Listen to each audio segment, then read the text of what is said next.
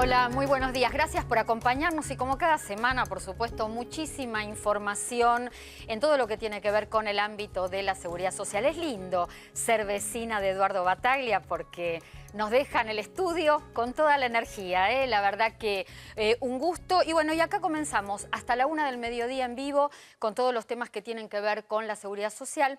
Y uno de los temas con más alcances, con más trascendencia en los últimos tiempos, que se implementó con este gobierno, con esta nueva gestión en materia de seguridad social, tiene que ver con reparación histórica. Creo que por dos razones ha sido una medida de alto impacto en la opinión pública, más que nada, por supuesto, en los jubilados y pensionados. Uno, porque es un programa de alcance nacional, pero además porque tiene que ver con un reclamo, con una demanda de muchísimos años, que es lo que tiene que ver con el incremento, con los aumentos, con los reajustes en jubilaciones y pensiones. De este tema vamos a estar hablando hoy, vamos a estar hablando del tema del pago de sentencias, del sistema previsional que se viene y lo vamos a estar haciendo con quien ya está a mi lado. Le damos la bienvenida, por supuesto, a Emilio Basavilbaso, titular de la Administración Nacional de Seguridad Social. Emilio, gracias por venir. Hacía mucho que no nos visitabas. Hacía mucho, sí. Gracias por invitarme, Clara. No, al contrario, gracias por compartir este mediodía de sábado. Y por supuesto comenzamos con esto que yo decía hace unos minutitos, el impacto que ha tenido el Programa Nacional de Reparación Histórica. ¿Ustedes cómo lo ven avanzando? ¿Está cumpliendo las expectativas que ustedes tenían cuando lo anunciaba el presidente de la Nación, Mauricio Macri, allá por julio del año 2016? Sí, está sobrecumpliendo inclusive porque nos habíamos propuesto hacer 100.000 reajustes por mes. Recordemos que el año que más se había reajustado, que habían sido los últimos, habían sido 30.000 reajustes. Nosotros estamos haciendo 100.000 por mes y ya hemos cumplido, ya hemos sobrepasado el 1.000.000 de jubilados que está cobrando el dinero que le debían hace muchísimos años. Entonces, para nosotros esto es una alegría, digamos. Yo estoy permanentemente recorriendo las oficinas de ANSES. Ayer justamente estuve en las oficinas de Ituzaingó, Merlo y Marcos Paz. Sí. Y me encuentro con gente, incluso ayer un señor se me emocionó, porque después de esperar tantos años por estos juicios que no se pagaban y se apelaban, ver que finalmente tienen ese dinero, que pueden firmar un acuerdo con la ANSES y que eso se respeta, es muy valorado.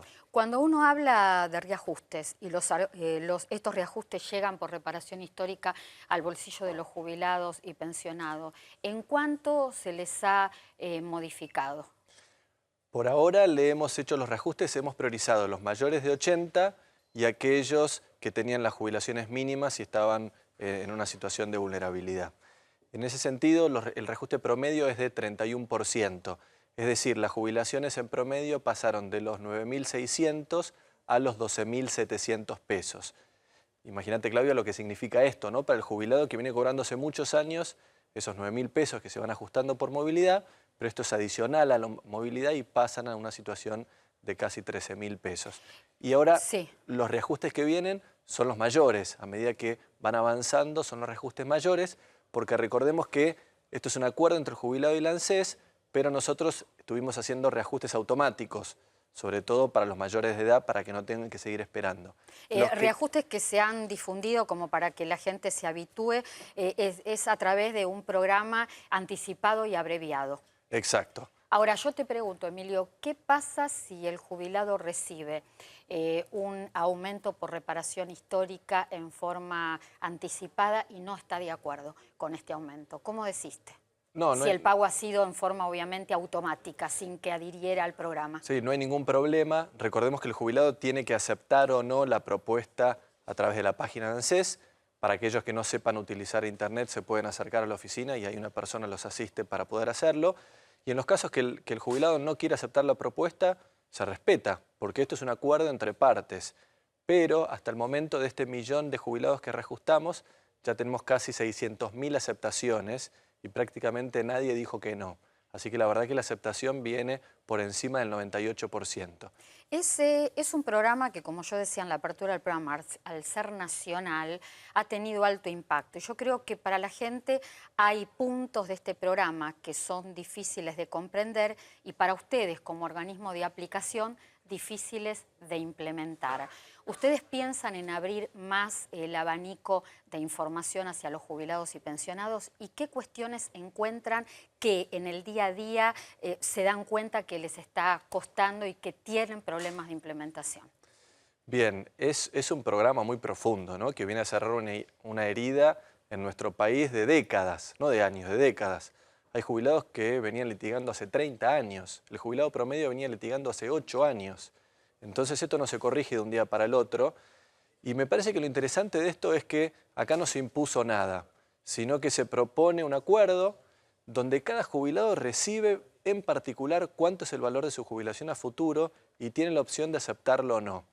Es la primera política pública. Y de comparar qué pasaría si decidiera recurrir a la justicia previsional y no adherir al programa. Exacto, exacto. Recordemos que, para aquellos que no lo recuerdan, están los que habían hecho juicio, pero la mayoría no había hecho juicio y así todo el Estado decidió también hacer los reajustes a aquellos que no habían hecho juicio para que estén todos en igualdad de condiciones. ¿Por qué, Emilio, se plantean diferencias, en algunos casos, que es lo que más nos preocupa, diferencias inferiores si la persona adhiere a reparación histórica que si hiciera juicio al Estado?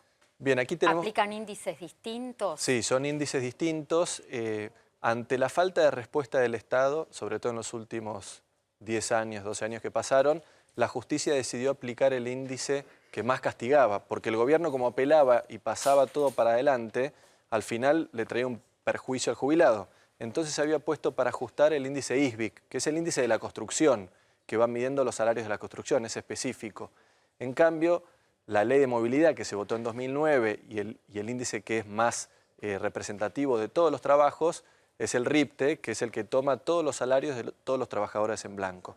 El índice que se toma es es el RIPTE, que es el más representativo, porque no es de un solo segmento, sino es de todos los segmentos. A veces es un poco por encima, a veces es un poco por abajo, pero lo importante es que los jubilados están recibiendo el dinero en este momento, que es cuando lo necesitan. ¿Cómo tomó el Estado y específicamente la Administración Nacional de Seguridad Social el fallo que se conoció que dijo no al pago por reparación histórica? Por un lado, a mí me sorprendió, porque la verdad que con el avance que está teniendo y cuando uno ve lo que son la alegría de los jubilados cuando cobran, yo además me ocupo de preguntarle a cada uno de los que me voy cruzando en todas las oficinas de ANSES o en los centros de jubilados, qué va a hacer con el dinero. Y la verdad que hay muchos consumos postergados, ¿no? Me dicen, finalmente voy a poder arreglar la casa, voy a volver a poder invitar a mis nietos. El otro día me decía uno, poder llevarlos de vuelta los fines de semana a la calecita, tomar un helado. Esas cosas que todo abuelo quiere hacer. Sí, todo reajuste obviamente. Y muchos para que ellos, se habrían privado. Claro, entonces años la posibilidad de estar relegados. Exacto, y la posibilidad de poder hacerlo ahora es muy importante, porque no pueden seguir esperando a los jubilados. Entonces este fallo para mí no es bueno. Igualmente está apelado y lo va a decidir la Cámara de la Seguridad Social. Vamos a contarle un poquito a la gente que quizá no esté al tanto por estas horas. El caso es Farías, es una jueza federal de la Seguridad Social, Elvira Muleiro, que dice no al pago por reparación histórica. El jubilado había decidido, había adherido para cobrar por reparación histórica, pero en particular este jubilado tiene sentencia firme. Entonces, ¿qué dice la jueza? No. Sentencia firme, es cosa juzgada, la persona cobraría un monto inferior y lo que hace es, de alguna manera, defender el derecho del jubilado para un mejor haber. Esto sienta precedente, pero es solo aplicable al caso puntual, al señor Farías. Y lo habíamos hablado mucho, inclusive cuando hicimos todas las presentaciones en el Congreso, este tema obviamente se trató. Y así toda la ley la votó todo el arco político con más del 82% de los votos. Es decir, que ustedes contaban con que esto podía pasar. Podía pasar porque lo discutimos y lo pensamos entre todos los partidos políticos también. Y lo que se consideró es que al jubilado se le presenta una propuesta, la analiza con su abogado. Tiene que dar una aceptación él junto con su abogado y junto con ANSES. Eso quiere decir que el jubilado prefiere esa situación que la de seguir esperando. Entonces, cuando hay un acuerdo entre partes, lo que decidió el Congreso es que esto era válido y por eso fue votada esta ley con tanta mayoría. Emilio, ¿con qué se está pagando la reparación histórica? Eso también creo que fue inteligente, porque lo que hicimos, como todos sabemos, el dinero en la Argentina no sobra, por algo estos juicios no se pagaban, pudimos atar lo que fue el blanqueo de capitales con la ley de reparación histórica. Entonces, hasta fin de 2018, con la multa que pagaron todas aquellas personas que subdeclaraban bienes, eso se afectó directamente y pasó directamente al ANSES. Ya recibimos todo ese dinero para poder pagar estos reajustes. ¿Y después del 2018 el programa tiene fecha de cierre o no? ¿O va a quedar abierto? No, el programa queda abierto, queda abierto. Recordemos que desde el año pasado nosotros ya hemos corregido los índices para poder calcular el haber inicial. Entonces, a partir de ahora ya no existe este problema de que se pagaba menos la jubilación, además porque la movilidad ya venía de 2009, así que esos dos problemas se solucionan, pero hay todo un conjunto de jubilados que fueron castigados porque se les pagaba de menos. Así que a ellos se les va a pagar todo el tiempo, hasta que mueran, digamos, se les va a pagar el reajuste como debe ser. Así que eso también es importante, que el reajuste no es por un año, por 2 años, es para siempre.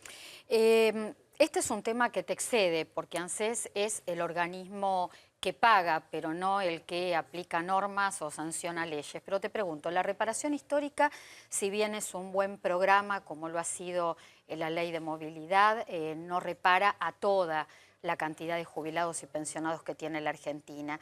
Seguimos con jubilados y pensionados que tienen haberes muy bajos, que no llegan a la canasta básica que ya conocimos por la Defensoría de Tercera Edad de la Ciudad de Buenos Aires, ya lo vamos a hablar en un ratito con Eugenio Semino, una canasta de 16.000 pesos. ¿Ustedes están pensando en esos jubilados que no están alcanzados por la reparación histórica y que la ley de movilidad ya no puede responderles al bolsillo? ¿Están pensando cómo reajustar y reconstruir esos saberes tan desfasados? Sí, separo la pregunta y la contesto en 2 partes. En primer lugar, lo que es la canasta. Recordemos que la canasta del jubilado es distinta, ¿no es cierto? No es la misma que una familia tipo de la Ciudad de Buenos Aires a nivel nacional, y tanto el informe del Observatorio de la UCA como el del INDEC dicen que hay un 9% de pobreza en lo que es adultos mayores, que es muy, muy inferior al que es el resto de la población, ¿no? Recordemos que está en torno del 32-33%. Esto también es por todas las políticas que se han implementado en los últimos años. Es uno de los países con mayor cobertura en seguridad social, por lo menos de América Latina, pero no están alcanzando obviamente a cubrir lo básico. Sí, es las mayores coberturas del mundo, estamos ya en el 98% y la prestación siempre la queremos mejorar, ¿no? Y por eso siempre estamos hablando de, sobre todo los de la mínima, por eso también hemos priorizado en la reparación histórica lo de la mínima. De ese millón que fueron reajustados, el 44% salieron de la mínima, que eso también para nosotros es una alegría. Y ayer hablaba inclusive con Alberto Abad para difundir mejor lo que es la devolución del 15%, porque recordemos también que a partir del año pasado, todos los consumos que hacen minoristas o mayoristas los jubilados con la tarjeta que le da la ANSES, tiene una devolución del 15% del IVA. Y así como esas políticas hemos hecho otras, porque justamente donde nos estamos enfocando es mejorar la vida de los jubilados, sobre todo de los que tienen los haberes más bajos. Hablemos de Argenta. ¿Qué adhesión está teniendo? Porque Argenta viene de la gestión anterior, pero con modificaciones por parte del actual gobierno en cuanto al tema de ampliación del monto de préstamos, más cuotas, y han bajado los intereses. Esto hay que decirlo, ha sido un acierto, porque bueno, yo fui una de las que más critiqué las tasas elevadas que aún tenía Argenta. ¿Piensan bajar aún más los intereses? A mi gusto me parece que habría que hacerlo. Sí. Siguen siendo todavía altos los intereses. Sí, estamos acompañando. Recordemos que Argenta se financia con el FGS, con el Fondo de Garantía de Sustentabilidad, que antes financiaba, por ejemplo, Procrear al 14%, que no tenía nada que ver con los jubilados. Ahora eso... 2017, el Fondo de Garantía no se utiliza para eso. No financia Procrear. Y en lo que es Argenta, la verdad que hemos tenido una respuesta espectacular, Clara, porque se estaban dando en los últimos años a razón de 25.000 créditos por mes y ahora estamos en 90.000 créditos por mes. Así que ha tenido una respuesta muy buena, justamente porque hemos escuchado al jubilado. Uno de los cambios principales que nos pedían eran que pongamos todo el valor del préstamo en la cuenta donde ellos cobran. Recordemos que antes la mitad se retenía. Y la otra mitad había que utilizarla. Había que utilizarlo compras. Con una tarjeta en determinados comercios. Y se les cobraba una comisión muy alta. En algunas ciudades del interior había muy pocos comercios adheridos. Así que estos cambios, junto con que hemos aumentado hasta 60.000 pesos el préstamo y se puede devolver en más cuotas, en 60 cuotas, y la baja de la tasa, y al ser un crédito seguro, hizo que haya habido una explosión en la demanda de los créditos, que para nosotros es muy bueno. Hablemos un poquito del sistema previsional en sí, de las leyes que nos rigen. Se ha conformado, y así lo dice la ley que crea el Programa Nacional de Reparación Histórica, dos comisiones. Una para evaluar y preparar un proyecto de ley para la reforma impositiva, y otra, una comisión de fortalecimiento de la seguridad social para trabajar sobre el sistema previsional. Dos cuestiones que creo fue acertado en esta ley porque deben ir juntas esas dos reformas. ¿Qué sistema previsional a futuro imaginan?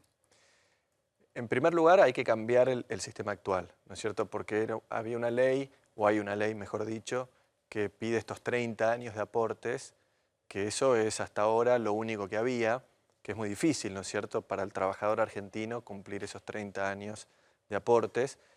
Y entonces el gobierno lo que hizo el año pasado, por pedido del presidente Mauricio Macri, fue establecer la pensión universal al adulto mayor. Que esto lo que permite es que cualquier argentino que cumpla los 65 años tenga el derecho a una prestación que es el 80% de la mínima. Yo creo que ahora lo que falta es alguna situación intermedia entre lo que es la pensión universal y lo que es la jubilación que exige estos 30 años de aportes. Claro, para distinguir y diferenciar lo contributivo de lo no contributivo. Exacto. Yo tengo, bueno, mi padre sigue trabajando, tiene 70, sigue trabajando, pero también lo hablo hasta con mis abuelas y lo hablo tengo la suerte de tener a mis dos abuelas vivas, así que las uso de asesoras muchas veces, pero también lo hablo en los centros de jubilados, que hay situaciones de jubilados que aportan, por ejemplo, 20 años, trabajadores, mejor dicho, que aportan 20 años, no llegan a los 30, entonces tiene que haber una respuesta por parte del Estado para esa situación. Yo creo que esa es una de las cosas que tiene que contemplar la nueva ley. Sí, y la verdad que rever el tema y crear una distancia más corta entre el sueldo que una persona deja en actividad y lo que termina cobrando de jubilación. Lo último, se dice, bueno, y esto inclusive está comprobado, que la ley de movilidad que rige en el país desde el año 2009 desaceleró la industria del juicio en la Argentina. Realmente una lacra que venimos arrastrando desde hace décadas en el país.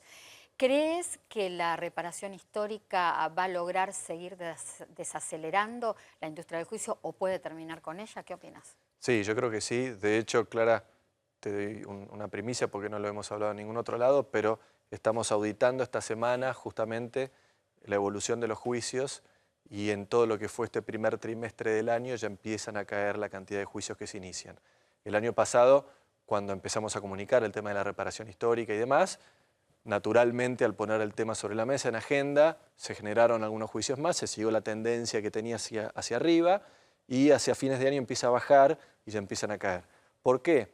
Porque como vos bien decís, la movilidad da una respuesta a uno de los fallos más grandes, que es el fallo Badaro, a partir de 2009, y lo que es la reparación histórica con el nuevo cálculo de la haber inicial termina el fallo del IF, y eso hace que dos de las causas más grandes con los que se le hacía juicio al ANSES y al gobierno ya no tienen razón de ser porque ya se corrigen. Iba a ser mi última pregunta, pero dos me quedan de la gente. El tema de por presupuesto, ¿se siguen pagando juicios por lo que queda presupuestado justamente cada año en el presupuesto nacional como para ir destinado a la seguridad social? Así es. El año pasado, además de lanzar la reparación histórica, fue el año que más sentencias firmes se pagaron por fuera de la reparación histórica. Fueron alrededor de 45.000 sentencias que pagamos y este año queremos mejorar ese número. Así que la opción también de seguir con el juicio, sobre todo para los que están muy cerquita de la sentencia y ven los cálculos y tienen dudas, está todavía y se mantiene y se refuerza. ¿Qué pasa con aquellos, y esto sí lo último y ya no te demoramos más, qué pasa con los casos complejos?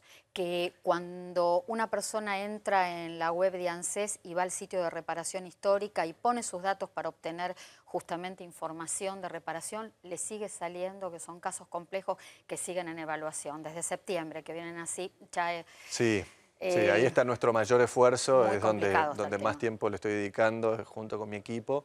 Porque ¿Pero qué es lo que está pasando con esto, Emilio? La mayoría de la gente ya tiene su propuesta. Existe un porcentaje inferior de gente que no la tiene porque tal vez ya había hecho un juicio, entonces ya parte de la diferencia que tenía que cobrarse se está pagando, hay que hacer un neto, o no está claro los aportes que realizó y hay que pedir más información. Son casos concretos, son reducidos, donde estamos trabajando para poder dar una respuesta lo antes posible, porque sabemos lo que son los plazos y con esto de la reparación histórica la gente ahora quiere una respuesta lo antes posible. Emilio Basavilbaso, gracias por haber venido. Gracias por compartir esta mañana de sábado. Por favor, gracias a vos. ¿Tenemos que ir a un corte? Sí, tenemos que ir a un corte. Enseguida volvemos. Vamos a estar hablando del PAMI y las nuevas medidas que se vienen. Afectan a los afiliados en un ratito, además vamos a estar hablando de canasta, vamos a estar hablando de trabajadores autónomos y de los viajeros. Los mayores de 50 años en la Argentina son los que más viajan de toda Latinoamérica. Ya volvemos.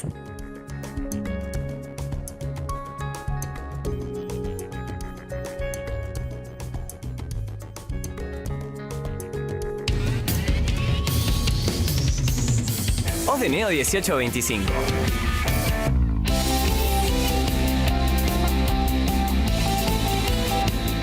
Estamos. ¡Qué elegancia! ¿Pero a dónde van con tantos descuentos en espectáculos? No sabemos ir al cine o ver ballet. Vayan al teatro pero con los lentes puestos. Ballet en 3D. Salí a disfrutar. Invertí en la vida. EPIVA, 17 y 18 de mayo en Exaltación de la Cruz. Invita Provincia ART, la aseguradora de riesgos del trabajo del Grupo Provincia.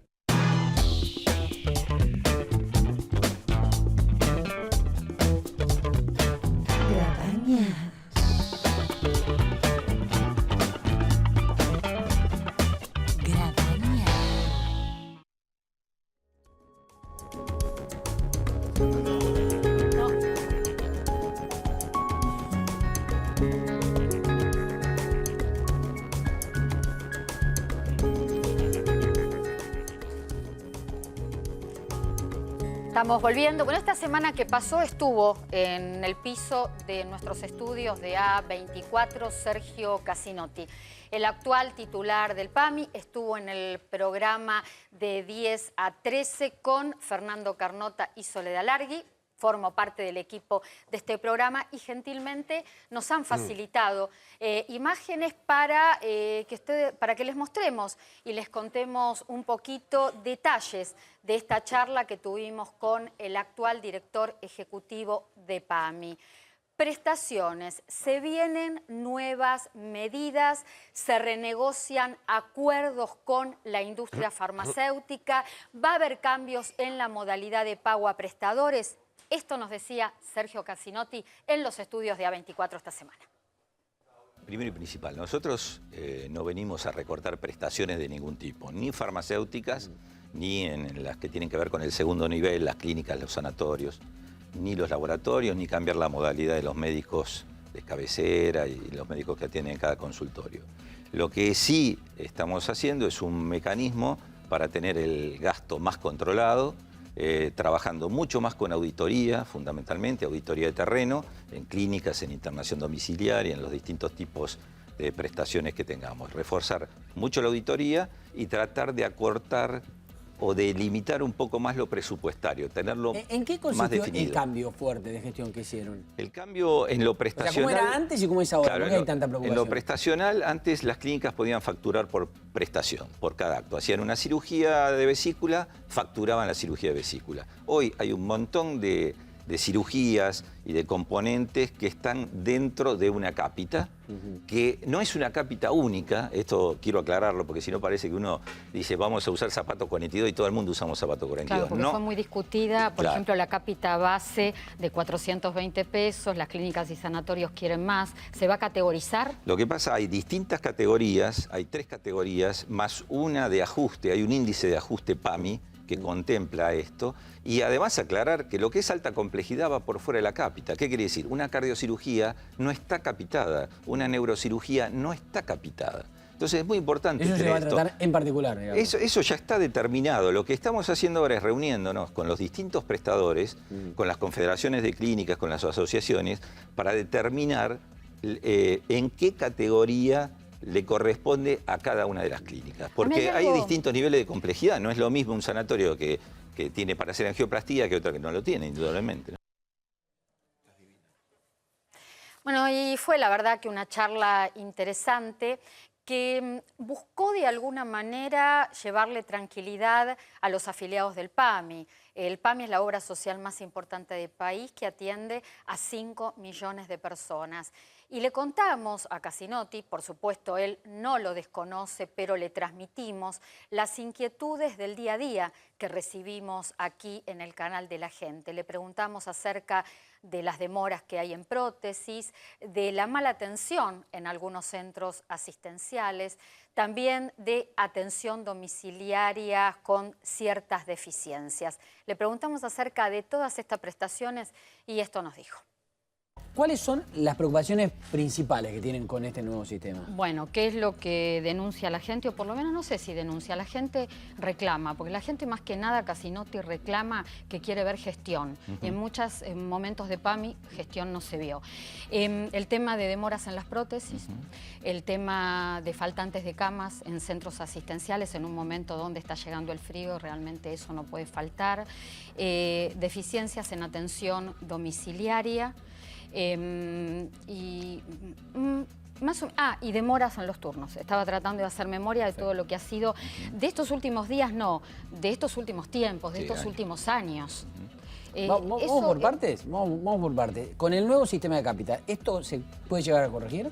A ver, digo, por ejemplo, en prótesis. Con prótesis es más fácil. Nosotros igual estamos revisando todos los procesos internos. Por ejemplo, había un tema con demoras en los traslados, que ahora con una implementación web lo vamos a resolver en los próximos días y se va a cortar los tiempos.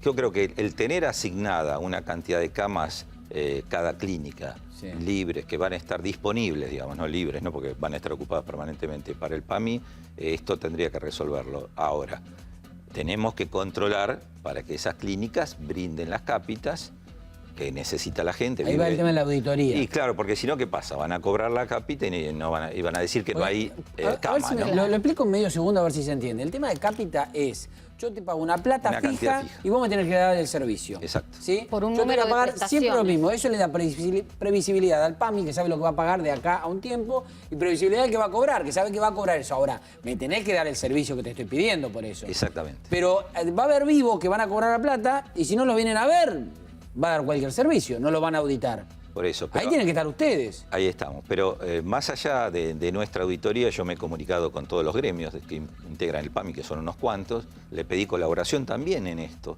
porque es muy importante, ¿no? Los gremios tienen sus delegados, tienen sus estructuras, y es muy importante que ellos nos informen cuando detectan cualquier tipo de anomalía. Más allá de la cantidad de auditores que estaban haciendo tareas administrativas y nosotros queremos ponerlos a hacer tareas en la calle. Y lo que está ocurriendo es que todas las implementaciones de estas medidas hace que ya haya prestadores que estén diciendo, alertando, podemos cortar la atención. Y en el medio, por supuesto, el que queda en peor situación, en la peor posición, es el afiliado del PAMI, como siempre.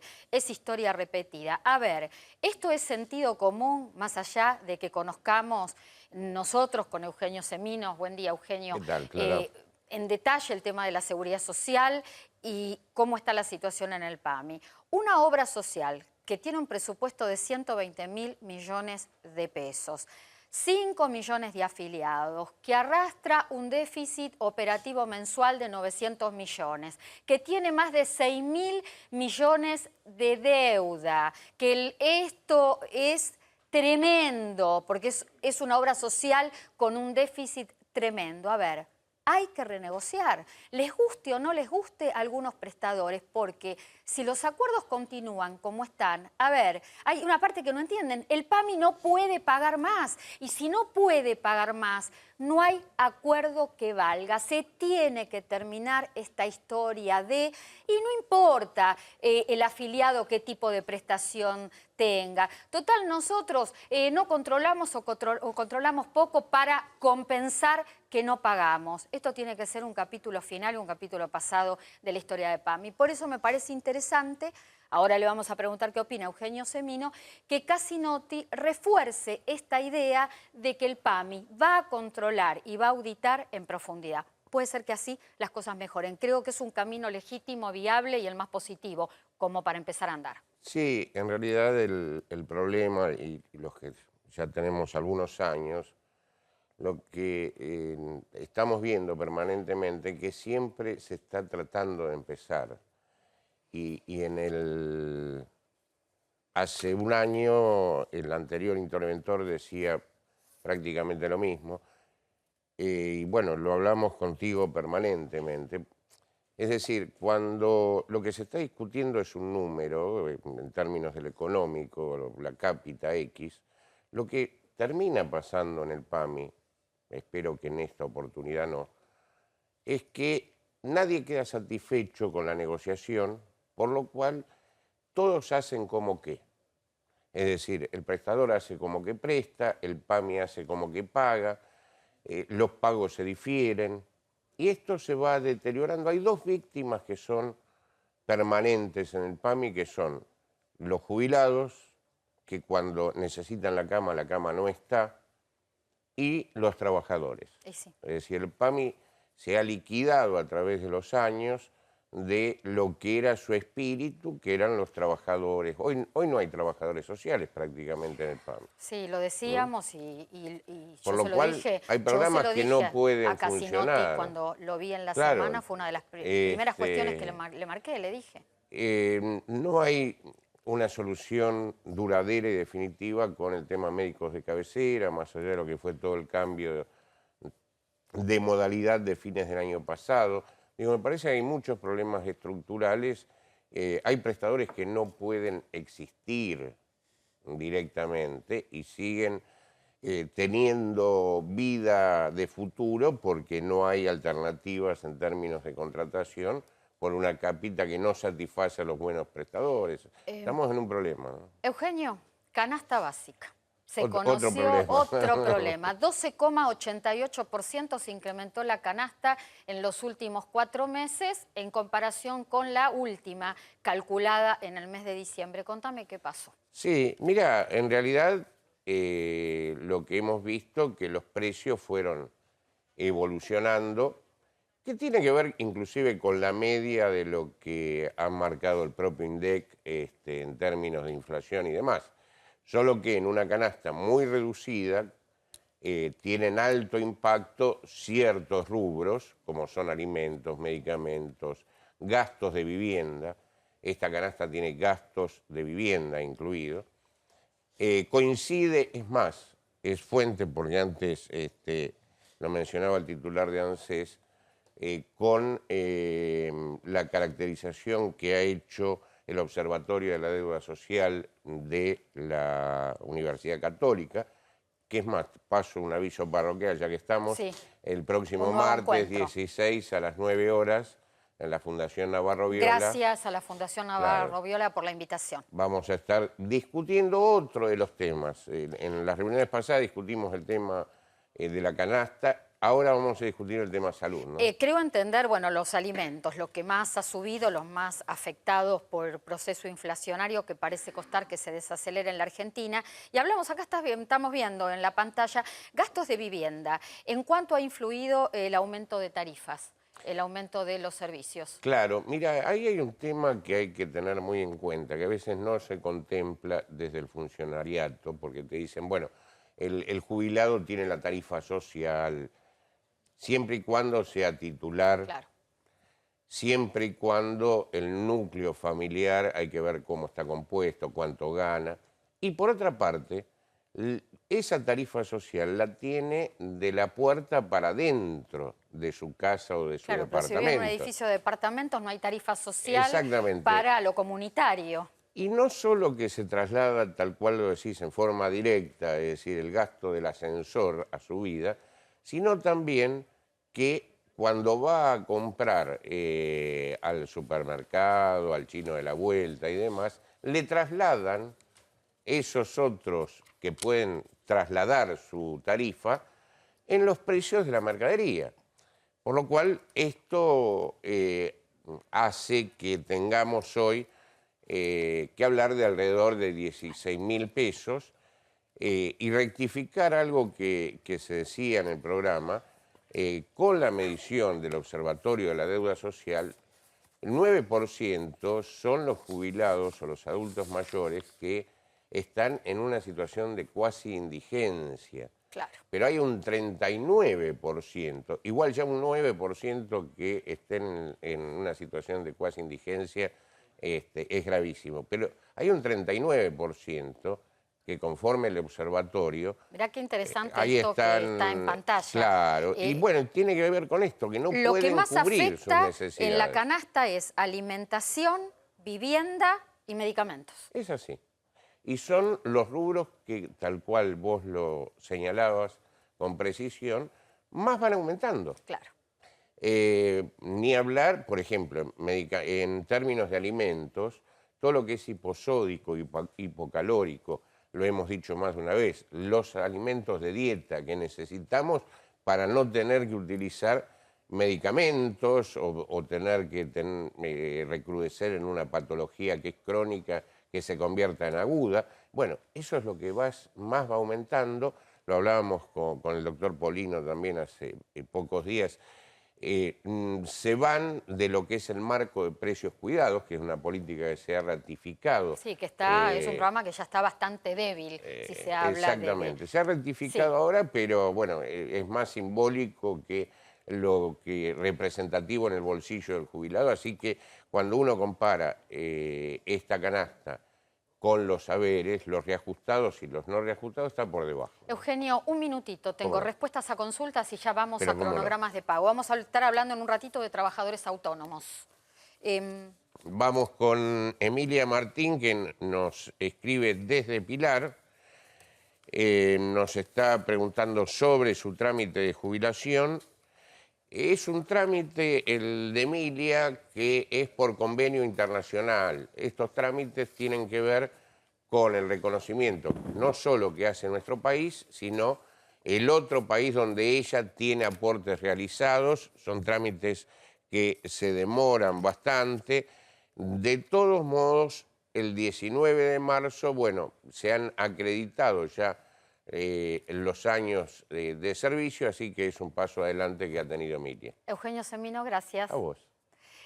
Cronogramas de pagos, y yo ya lo iba a presentar a Trócoli, que está del otro lado, pues ya estamos hablando con Trócoli. Cronogramas de pago, a ver qué viene para el pago la semana próxima. ¿Qué tenemos al pago? A ver, plaquitas, les voy contando, les voy diciendo, ANSES, jubilados y pensionados nacionales, mensual mayo, haberes que no superan los 7.266 pesos, van a poder cobrar entre el 15 y el 19 de mayo una terminación de documento por día hábil. Además, asignación universal por hijo, mensual mayo, documentos terminados entre 6 y 9 se va a pagar entre el 15 y el 18 de mayo y además asignaciones familiares, en este caso se está pagando liquidación marzo, documentos terminados, 2 terminaciones de documento por día hábil, toda la semana próxima, desde el 15 hasta el 19 de mayo, todos tienen tiempo, tanto trabajadores como beneficiarios de asignación universal por hijo, como jubilados y pensionados, tienen tiempo para cobrar las asignaciones hasta el 12 de junio. Inclusive. Ahí estamos viendo en pantalla entonces, jubilados y pensionados nacionales para aquellos que no han tomado nota aún. Estas son las fechas, seguimos con la siguiente placa, la que corresponde a asignación universal por hijo. La tenemos, a ver si podemos pasar a la segunda placa. Muy bien, estas son las fechas, las terminaciones de número de documento y por último, asignaciones familiares, ¿sí? Las asignaciones que cobran mensualmente los trabajadores en actividad. Todos tienen tiempo para cobrar hasta el 12 de mayo inclusive. Ahí lo tenemos, para los que no han podido tomar nota, y ya le damos la bienvenida a Adrián Trócoli, abogado previsionalista. Yo lo dije más de una vez, buen día, Adrián. Lo dije más de una vez, los trabajadores autónomos, muchísimas consultas recibimos, son trabajadores frustrados, que se sienten en el día a día frustrados porque no están incentivados por la ley previsional, trabajadores que tienen mucha carga impositiva y que por otro lado, a la hora de jubilarse, ahí rasguñan el monto del haber, pero casi todos paguen categorías medias, paguen categorías altas, nunca cobran la jubilación acorde a lo que aportan. ¿Por qué? Cuesta mucho pagar, ese es el problema. Realmente para el activo que tiene una actividad autónoma que apenas llega prolijamente a fin de mes, el costo de la seguridad social es alto. Este es el problema. Realmente pagar impuestos suele ser lo primero que uno deja de lado cuando no llega a otras cosas. Entonces, aquel que hizo el esfuerzo para pagar autónomos durante, vamos a decir, 30 de los 40 años que normalmente son autónomos, no verlo reflejado en el haber es duro. Te hago una nota de algo que dijiste recién, que me quedé pensando. Este mes tengan cuidado todas las personas que están cobrando, pueden cambiar de grupo de pago. Claro. Porque el ANSES, con lo que había dicho Emilio hace un rato, hay mucha gente que le aumentaron el haber y no lo saben. Así que si no cobran el día que venían cobrando hasta ahora, pueden haber cambiado de pago, aunque no sea un aumento importante, van a cobrar atrasado. Eso lo hacen, recurren a cualquier boca de atención de ANSES cercana, averiguan de cuánto es el monto, o pueden preguntar en el mismo banco, que ya el banco tiene los listados de pago, cuándo es su fecha de cobro. Este va a ser un mes de cambios para ellos. Volvemos a autónomos. Autónomos. A ver, básicamente el problema es sencillo. Se pagó, hay dos. Uno, se pagó durante mucho tiempo poca plata. La categoría de autónomo tiene un sueldo, una renta referencia técnicamente sobre lo cual se aporta. Te digo rápidamente, hoy las categorías máximas de autónomos tienen una renta de referencia de 16.000 pesos. Entonces, lo máximo que se considera como sueldo de un autónomo es de 16.000 pesos. Con esto, si alguien pagara durante 30 años, no cobraría una jubilación mínima, cobraría un haber de casi 13.000, no estaría mal, pero nadie paga una categoría máxima durante tanto tiempo y las categorías 1, 2 y 3 tienen rentas que necesariamente te dejan en un haber mínimo. Claro. Y si comparamos con categorías, con las viejas categorías que regieron hasta 2007 y regieron durante 45 años, estas, las A, B, C, D, llegaban hasta la H, no fueron actualizadas como corresponde. Esta es una de las críticas recurrentes al programa de reparación histórica. Ahora, ¿qué pasa si el trabajador autónomo se jubila, no está de acuerdo con el haber calculado y realiza demanda al Estado, reajuste de haberes? ¿La justicia no le hace lugar? ¿Pierde el juicio? No, vos tenés algunos preconceptos con los pobres jubilados autónomos. Contámelo, a ver si cambio de visión del tema. Hay épocas, como en todo periodo de índices tenemos periodos en donde los jubilados que se jubilaron hasta 2002 en la justicia lo único que le van a dar es movilidad y volviendo a la reparación histórica, el jubilado 2002 lo que le ofrecen de reparación histórica en principio va a estar bien y es hasta donde puede llegar. Por lo que dije antes, las categorías que pagaron son bajas. Te doy un ejemplo claro. Es decir, que es importante o es clave la fecha de jubilación. Pero te doy el ejemplo de, si yo estoy aportando por un sueldo de 6, 7 mil pesos, no voy a poder nunca superar una jubilación mínima. Es más, hasta de 10 mil pesos estaría cobrando el 60% de lo aportado. No es lo ideal, pero es más o menos lo que dice la ley. Las categorías de autónomos históricamente han sido muy bajas. Primer problema. Segundo problema, aquellos que efectivamente aportaron valores más altos. Y acá está lo que te peleaba recién. En la justicia sí tienen reparaciones, sí tienen correcciones importantes del haber, aquellos que aportaron categorías medias, y te doy un solo ejemplo. Esta es la razón por qué algunos trabajadores autónomos jubilados han estado alcanzados por reparación histórica. No, esta porque no la reparan. Los de autónomos solo están alcanzados por reparación histórica en función de la movilidad que le dieron. Esto es un grueso error de ANSES, no haber incorporado algún ajuste, porque hay varios criterios en tribunales de qué es lo que hay que hacer con los autónomos. Te doy el ejemplo del daño. No me gusta ser demasiado técnico cuando hablamos en tele, pero nosotros como abogados tenemos que ir a la justicia a probar el daño, la cuantificación de qué es lo que me están quitando. La categoría A, vamos a una D. Recordemos que los autónomos están agrupados en 5 categorías. Hoy están de la 1 a la 5, pero históricamente fueron de la A a la H. Y empezaron en 2007, o sea, hace poco más de 10 años empezaron a pagar de la 1 a la 5. Los jubilados de hace 10 años nunca vieron de la 1 a la 5, siempre tuvieron A, B, C, D. La categoría típica que se pagaba era una D. Es un profesional o un director de empresa pequeña. La D valía 766 pesos para tener una referencia antes del 2000. Sí. A partir del 97, la AFIP determina que eso vale 766 pesos que no estaba lejos del salario promedio. El salario promedio estaba en 910. Algo parecido. Deberían cobrar algo parecido al salario promedio. Bueno, cuando el ANSES los toma al día de hoy, la categoría D, la cuenta en 2.300 pesos. Los 766 deberían valer cerca de 30.000 en la justicia para un jubilado de hoy.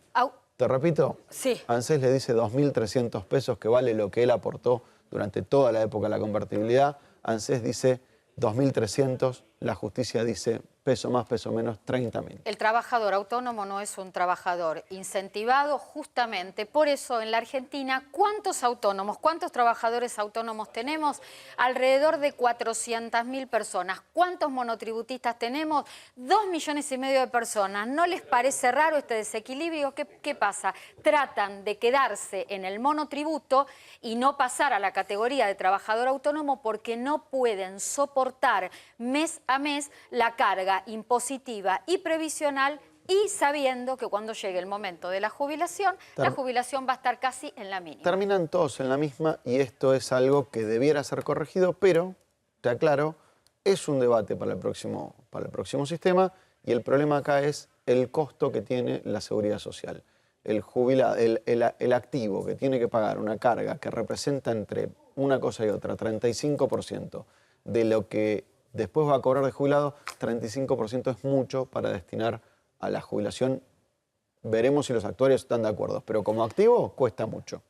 Gracias, Adrián Trócoli. Gracias, Eugenio Semino. Y mientras me paro y voy al encuentro de Ludmila Marcotte para hablar de viajes, les cuento que la coordinadora de cajas previsionales de profesionales de la República Argentina se reúne en la ciudad de Paraná, en la provincia de Entre Ríos, el próximo 24, 25 y 26 de mayo.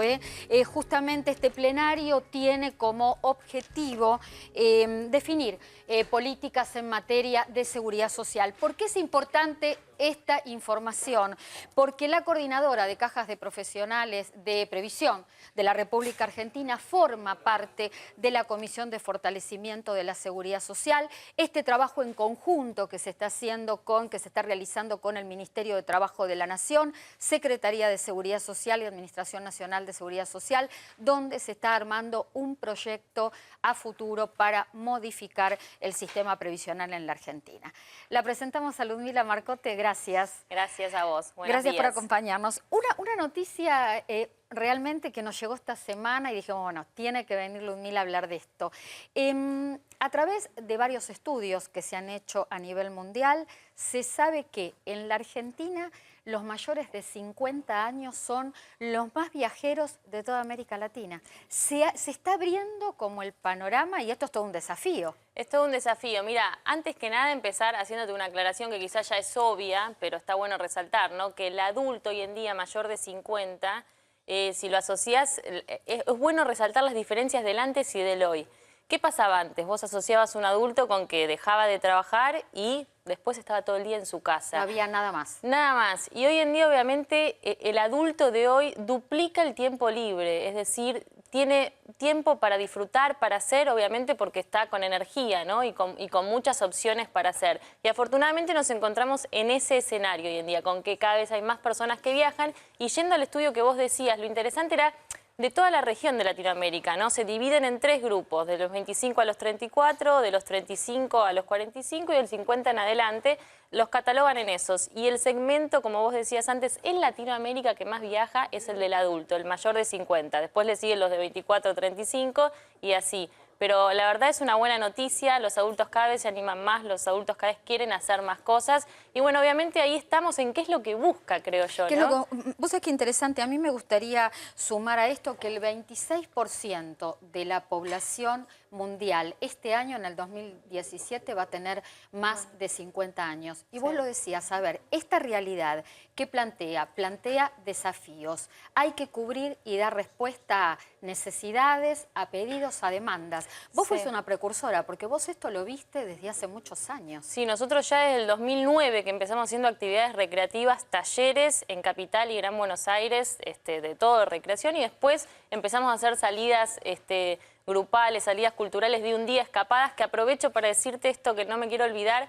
La vez pasada hablamos de que retomamos las salidas de días de campo, como por ejemplo San Pedro, y tengo una buena noticia porque las combis se llenaron para esta salida que tenemos el 20, ya no hay más lugar y hay muchos en lista de espera. San Pedro. San Pedro. Y por eso decidimos hacer una nueva el 3 de junio. Así que todos los que estén en Capital o cerca de para poder salir pueden llamarnos. Hay gente que es muy curiosa, que le gusta conocer, que le gusta saber de historia, que le gusta informarse y que quizá no tiene el suficiente poder adquisitivo para realizar un viaje más largo. Así que a mí me pareció excelente esta iniciativa tuya de volver a estas salidas de un día. Y estamos sorprendidos de la cantidad de gente. Te digo que tengan paciencia porque tardamos en responder. A veces, viste, nos dicen, pero estamos sorprendidos porque vemos que hay mucha gente con entusiasmo, con muchas ganas de hacer, muchos más que cuando empecé. Vos dijiste, empezaste hace mucho, sí, pero antes no eran tan concurridas las salidas. Hoy en día son más y viene más gente que viene a vincularse, que viene a pasarla bien, que quizás no tiene ganas de ir sola porque se pueden tomar un micro. Entonces nosotros, obviamente, con los grupos hacemos que se diviertan sí o sí. A la hora de viajar, ¿cuáles son las expectativas que tienen? Mira, yo te digo que me encuentro todo el tiempo con necesidades tales como la gente adulta, ¿sí? Lo que estamos obviamente hablando, busca el viajar en grupo. ¿Por qué? Porque es una manera de sentirse seguro, porque es una manera fácil de relacionarse y vincularse con el otro.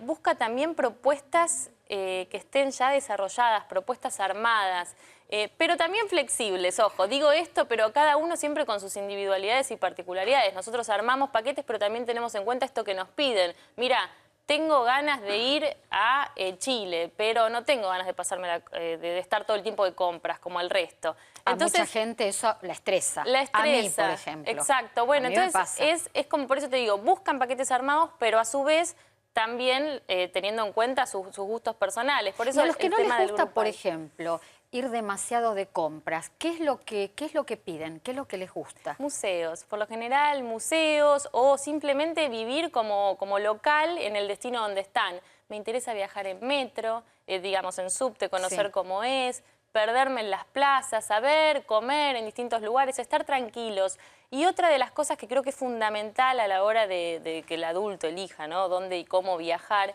es el tema de los tiempos. ¿Sí? Ya no es, quiero decir, ellos no buscan un touch and go, por decirlo de alguna manera. Ellos buscan disfrutar y hacerse el tiempo de recorrer. Porque ¿qué pasa? Cuando tenías 30 o 40, lo que te dicen es, sí, vos visitabas, te ibas de vacaciones 5 días y recorrías 4 ciudades, ibas tocando los puntos principales, tenías la foto y seguías. No, el adulto busca disfrutar y busca no llenarse de cosas para hacer, no llenarse la agenda con distintos sitios que hay que visitar sí o sí, sino hacerlo a su tiempo. Y eso obviamente que nosotros lo hacemos y los invitamos a que nos llamen. Te puedo decir algo, este viernes a las 5 de la tarde hacemos una reunión informativa de vuelta para que nos conozcan y para contarles todas las dudas que tengan y la programación de lo que queda del año. Sí, Ludmila, y contame lo que queda para el mes de mayo. Para el mes de mayo, bueno, San Pedro, que te comento que se llenó en mayo, pero afortunadamente pueden venir el 3 de junio, que se abrió una nueva fecha, así que todos los que están en espera, más los que llamen nuevamente, pueden venir. Después hacemos algunos cafés por la ciudad que nos pueden llamar y fundamental los próximos viajes. Ya Chile e Italia no hay lugar, pero sí pueden llamarnos para Salta y Nueva York, ¿sí? Que son los siguientes. Todos los integrantes de Lo Justo y Necesario tendríamos que hacer un viaje. Tienen que venir. Y desde algún destino del mundo hacemos un programa. Transmitir. Hacemos un programa desde allá. Ahí está. No me quiero ir sin contarles. Taller gratuito, libre y gratuito. Nancy Guzmán, nuestra profe de Educación Física, el próximo sábado, 20 de mayo, 10 horas, en Villa Devoto. Pedro Morán, 4151. Entrada libre y gratuita. Postura, obesidad, estrés. Bueno, unos métodos geniales para mejorar nuestra calidad de vida. Nos tenemos que despedir. ¡Qué pena! No. Chao, chicos. Gracias a todos. Hasta el próximo sábado.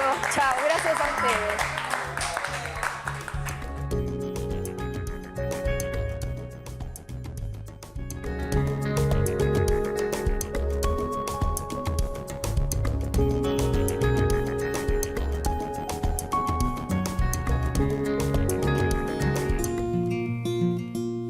¿Te diste cuenta que lo que tenés en el banco lo cuidás con algo mucho más valioso que tenés afuera?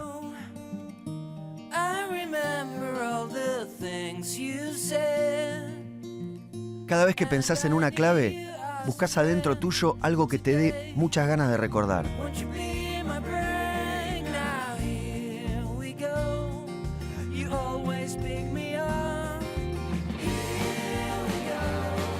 Por eso las claves no son solo números y letras. Siempre están hechas de momentos o personas que marcaron nuestra vida.